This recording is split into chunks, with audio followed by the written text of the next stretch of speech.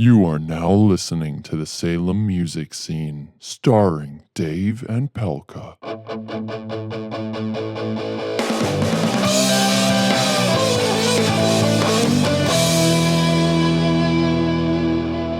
Hey, welcome to the Salem Music Scene podcast. Once again, I am Pelka. You can see me at Twitter at NotPelka. I'm Dave. You can follow me on Twitter at FromTheDaveCave. And today we are at the Governor's Cup Coffee Roasters here in downtown Salem on Court Street. Gov Cup has weekly music every Friday, and this Friday you can catch The Early Stuff, and they're playing at 9 p.m., and that's a free show. Today we're here with local legends Larry London and Nathan Olson. I hope you don't mind if I call you guys that. Nothing but love. Sure. Very humble local legends, I guess, would be a fair way to put it. And we're talking about a guy that's on everybody's mind right now, John Pounds. For those of you that don't know, John suffered a stroke on stage a couple weeks ago, and he is now recovering.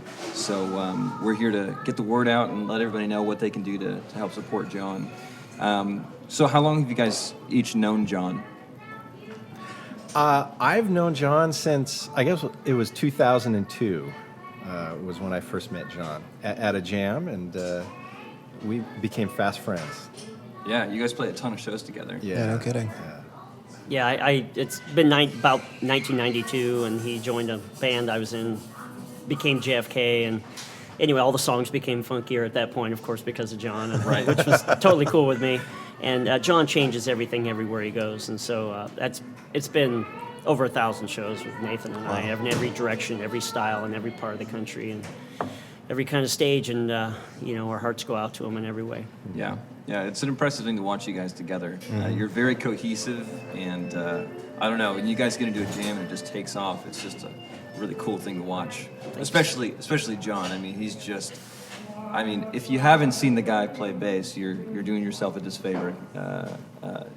Go watch a YouTube video or something. Yeah, no kidding. It's incredible to watch. Yeah, He's one of a kind. absolutely. Yeah. For sure. So how long have you guys have been jamming all together now? Since 2002 then? Yeah, Yeah. pretty much nonstop. Yeah. Yeah, long ago I gave up trying to catalog all the different incarnations, all the different bands that we've played in together. The three of us or the two of us, just so many different combinations. A lot of miles, a lot of music. Gotcha. What's something you would say that everyone should know about John Pounds? Oh, he's gregarious. He just has open arms, hugging, loving guy, just lives for the music. He's one of those guys that is driven on his instrument, and he figures that if there's any problem in life, he can fix it by practicing more, right? Right? So we're very similar that way, where we just go back into the woodshed and start working out, and, so we're real comrades and music advancement of our instrument, and he's just unstoppable that way, on stage.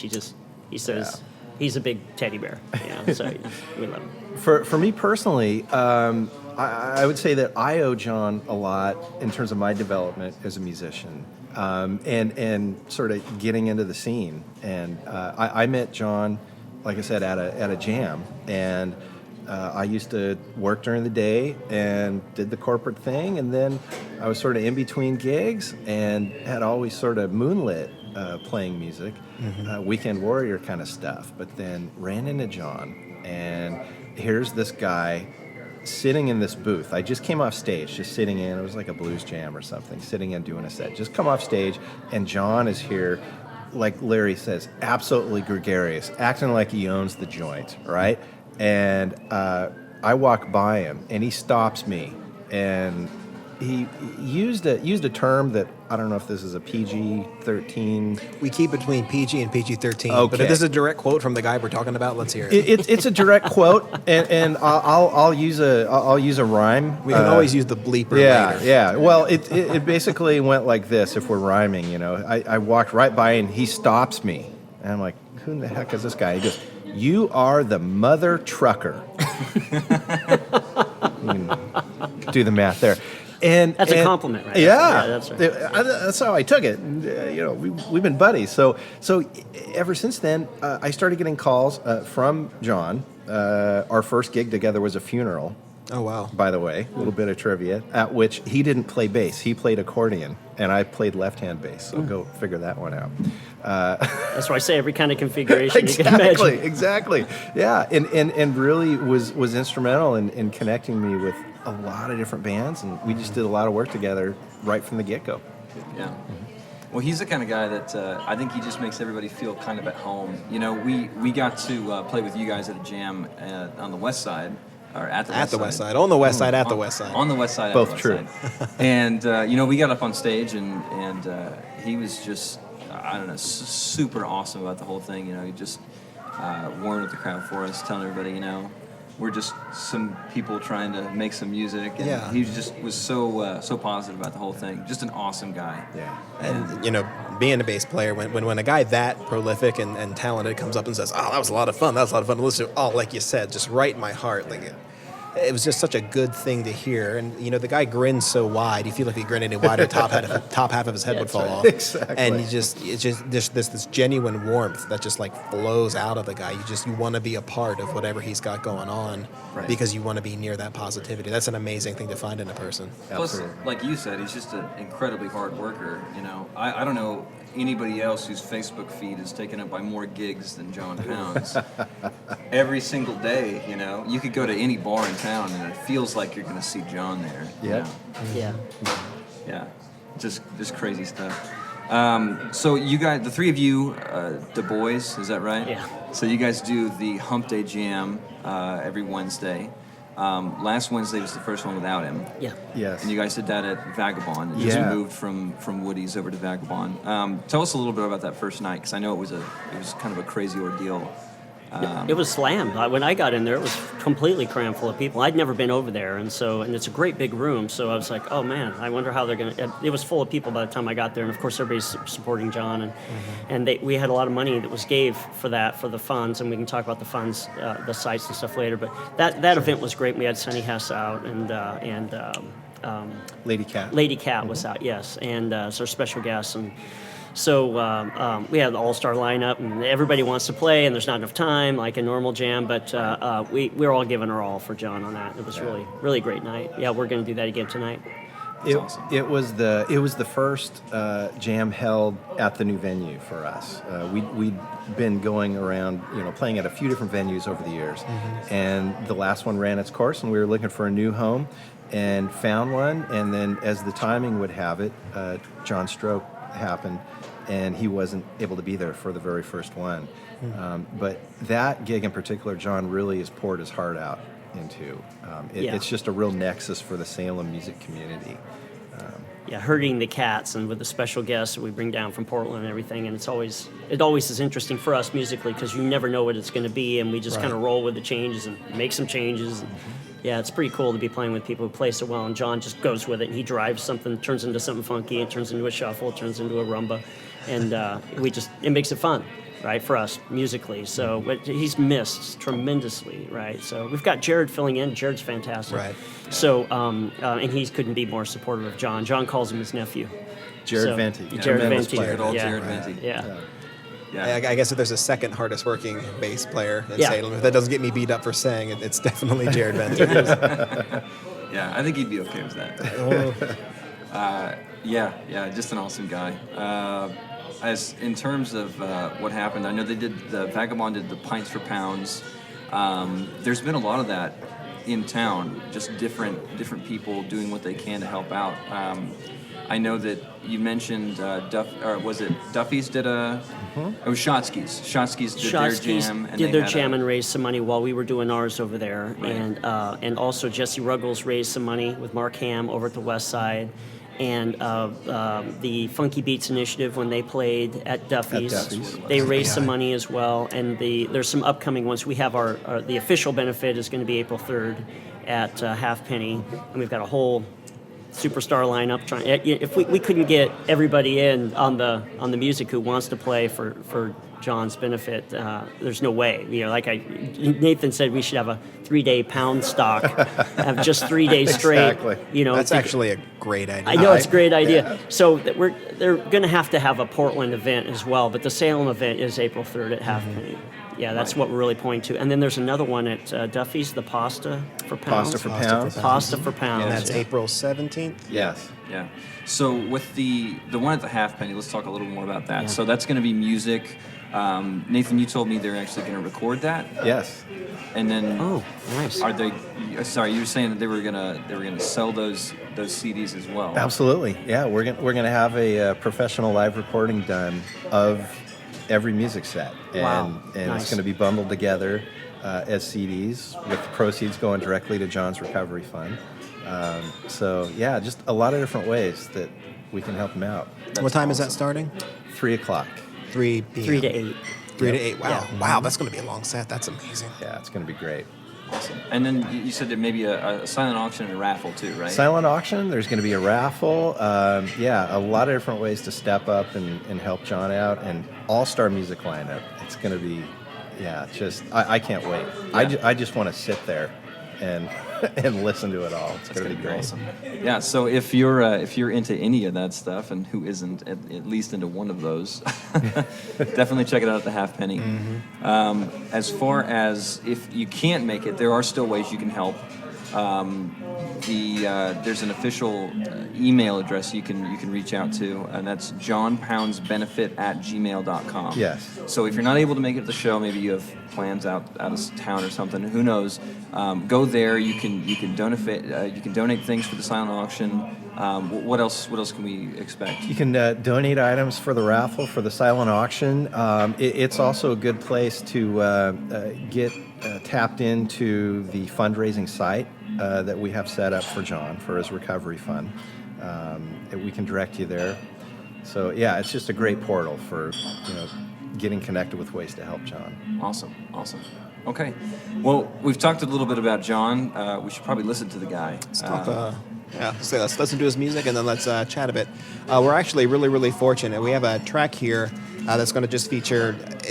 you told me the name. I apologize. That's right. So this track is called Cool Beans. It features John Pounds on bass, Larry London on drums, Nathan Olson on keys, Neil Grandstaff, a gentleman who plays guitar. We're looking forward to hearing that. And then Wes Chernland on saxophone. You can find these and other songs at Reverb Nation, searching for Larry London. Let's give it a listen, and then let's chat a little bit more about the song.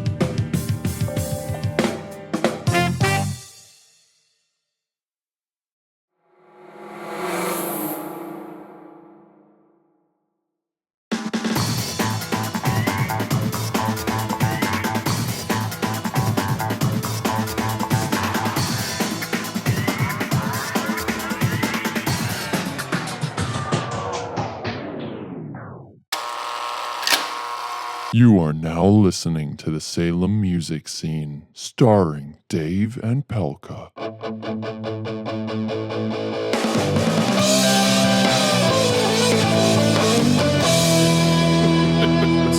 That's right. It's this. Hey, welcome back to the Salem Music Scene starring Dave and Pelka. I'm Dave. I'm Pelka. And we're back.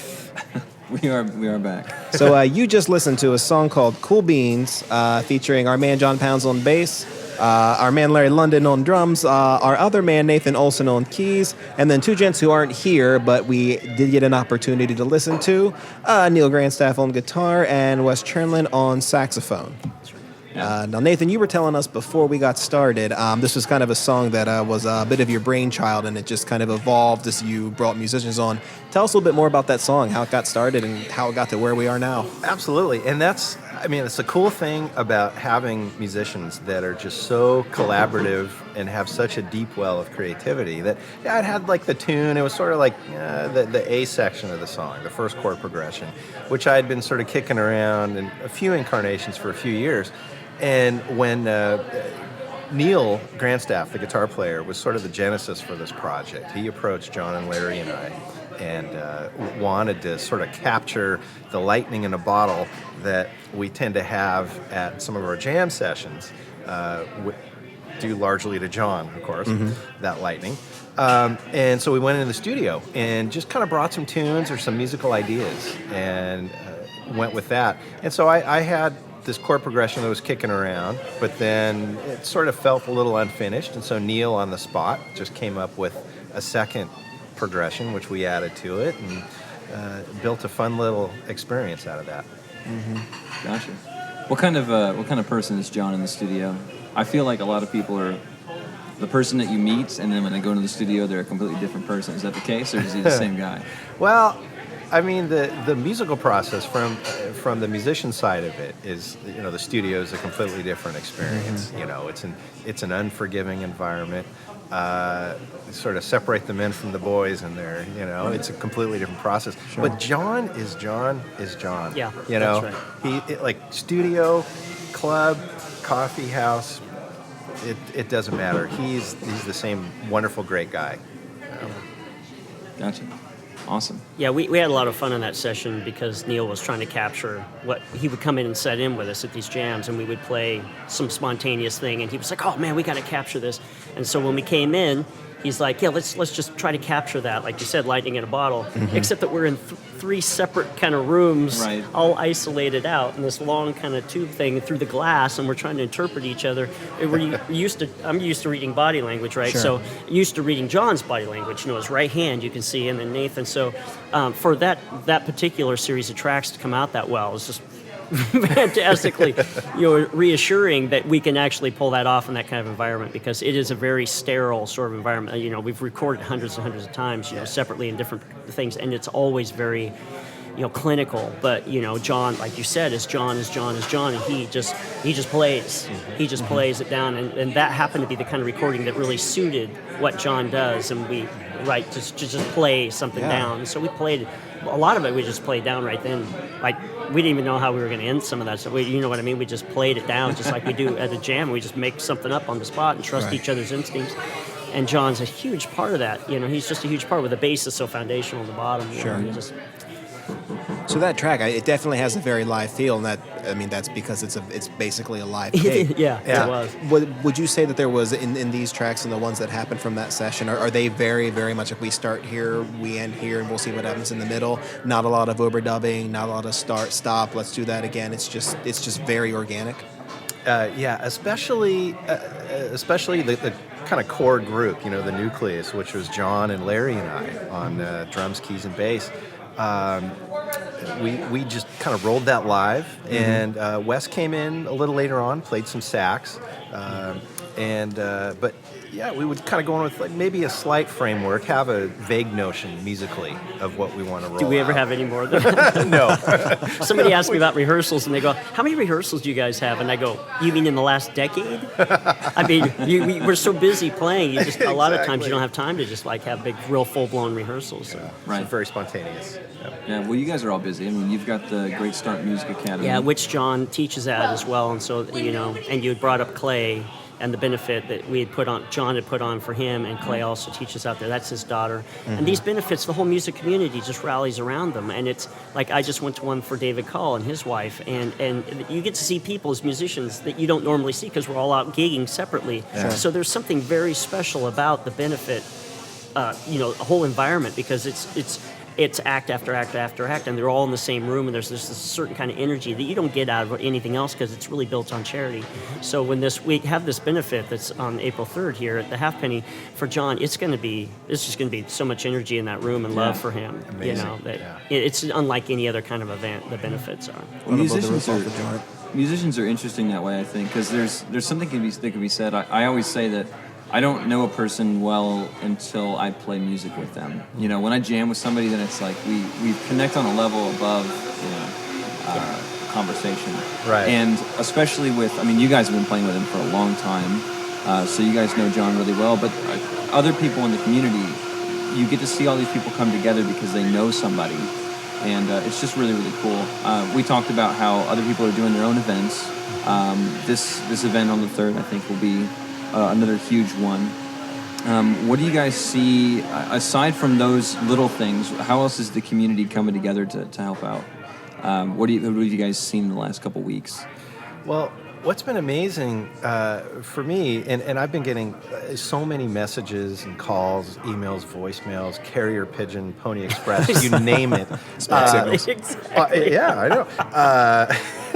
All about John. And like we talked about the music side of it, musicians stepping up and wanting to do something. But also, the other part of the equation of live music is the venue. And so many club owners have been getting in touch, wanting to put something together for John. So yeah, it's truly a community. Yeah, it's like that. Even just like the song, like you said, they're packaging that into a CD form, and they're going to raise money. Is that available by the? It will be at least available to order at the event. Yeah. But yeah, so the track that we just heard, that is going to be part of a limited edition CD, and it'll be available for purchase. All proceeds will go directly to John's recovery fund. That's awesome. That's terrific. You mentioned venue owners reaching out and wanting to host.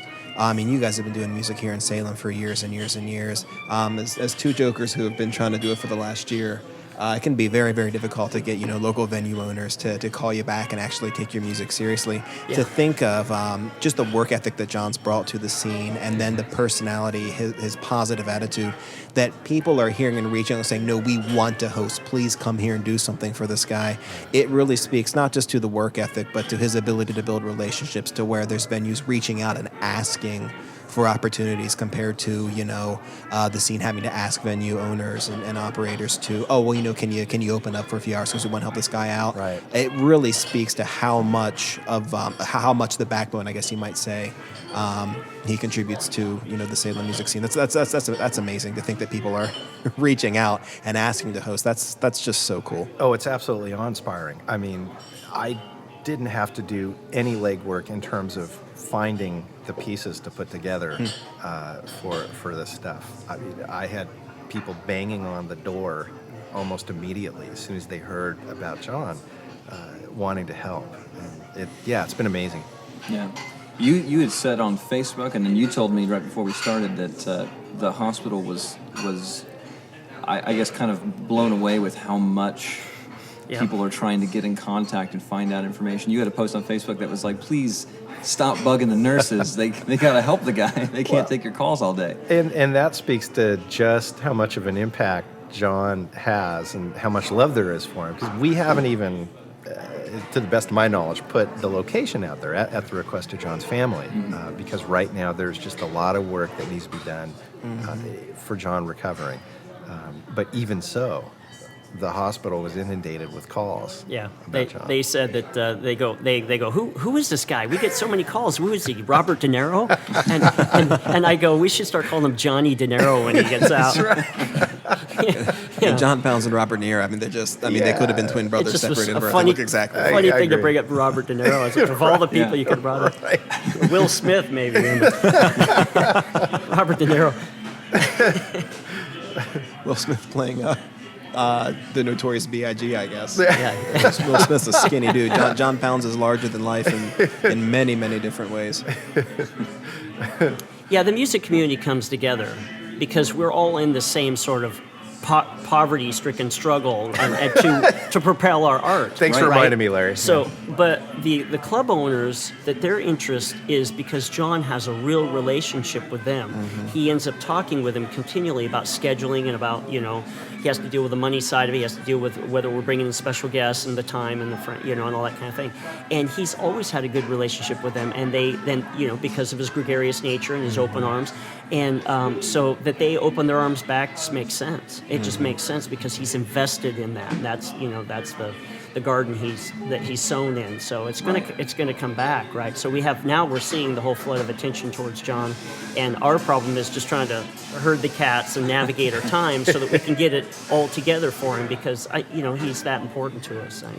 And you mentioned earlier, if it was one of us, John Pounds would be on the other end doing all of this, putting together jams, putting together benefits. He'd be just busting his butt. He'd be up there holding my hand, playing music in my ear. And he has. Mm-hmm. Yeah, that's right. Not only would he, we know that for a fact. That's not speculation. That's that's a track record he's got. Yeah, he was helping somebody out with doing benefit for somebody's daughter. Just that wasn't that long ago, just like a month ago, right? It was at Woody's. Yeah, and they raised a lot of money, and they needed that too. So there's a lot of neediness out there, and the music community comes together as a group. It's that's why I say it's not unlike any other event. So if you can make it out to the benefit, you have to get there early, of course, because there's such a groundswell of people who are going to be there. So. And just the music on top of that, so it's going to be fantastic. Can't wait. Yeah. Well, it'll be awesome. I think that, I guess we have to mention, if you want to help out, another thing you can do is donate, obviously. There is a site that's been put together for that. I have it here. It's kind of long. We'll be sure to put the link in the description, either on YouTube or SoundCloud, however you're listening. But it's ucaring.com/John-Pounds-539148. It's not the easiest, but it's not that sexy, but it'll get it done. But yeah, it's what it is. And you can always reach out to me. Twitter, Nathan Olson, OLSEN. Facebook, it's facebook.com/Nathan.Olson, OLSEN. And we'll point you in the direction of where you can really do some good for John. Right. Yeah, we're big Facebook fiends, so we're constantly posting every show and everything, and everybody knows what's going on. And it doesn't matter if I post it, and then Nathan posts it, and then John posts it, and then I say I'm heading out there. So everybody knows where we're going to be at. So if you get connected into that web, and you're in the know of what everything is going on. And when I see, some of the items you post, I try to make sure that I share so that, we probably have a pretty overlapping social network, but people in Salem that may not know, I like to make sure people are aware of that. Also, you're one of the most positive guys I've ever followed on Facebook. It seems like every day you post something like, oh my gosh, all right, back at it. That is like, back at it. Larry London. Larry's Larry's a motivational poster that keeps exceptionally great time. Wow, thank you for that. I'm a double threat guy. Let's mention these events one more time. I'm on April 3rd from 3 p.m. to 8 p.m. That's at the Halfpenny. There's going to be a benefit for John. That's going to be a silent auction. There's also going to be a raffle. And then on the 17th of April, Duffy's is hosting a Pasta for Pounds event. What time does that start? I understand that. Now, I'm not directly responsible for that, but I understand that starts in the afternoon. I believe it's 4 p.m. Yeah, it's 4 p.m. 4 p.m. Okay. And it's great because during the first part of the day, it's going to be an open mic. Kids can be there, so it's a real family-friendly thing. And then at night, they start plugging in the instruments, and it turns into a jam session. And they're going to be raising money for John's recovery. Yeah, awesome. They're serving spaghetti too, which is that's right. Oh yeah, everybody likes it. Exactly. Yeah, Absolutely. I'm going to be there for the spaghetti at least. So, is there anything else that we should mention? Anything else that people should know about, kind of what's going on, or anything like that? Well, we covered a lot of stuff. So yeah, I mean, there have been a lot of people reaching out that just want to know how John's doing, and it's with this sort of thing, and it's been a learning experience for me personally with this type of incident. But it's really incremental progress. But the bottom line is he is making progress and moving forward. But it's going to be a really long road. So all the help that we can muster, not just in the next couple of weeks, but in the next handful of months. Us as full-time musicians, if something like this happens, it is especially debilitating. Yeah. Because if we're not out making money, that's it. And so John is going to be having to put some time into recovering and getting back to where he needs to be. So anything we can do in terms of continually donating to John's fund is really going to go a long way towards helping him in the long term. Yeah, later. Yeah, especially. Yeah, my mom, my aunt, my sister, and you have gone through strokes, and you look at it at first like it's an illness, but it's really it's a different kind of recovery, and so it's going to be a different kind of recovery through this, and it's going to be the different kind of recovery for all of us too, to help him through that over the long haul. Because I think everybody, I just talked to Charles Neal up at the hospital last night, and he's like, I just want my boy back, right? So, and as we all do.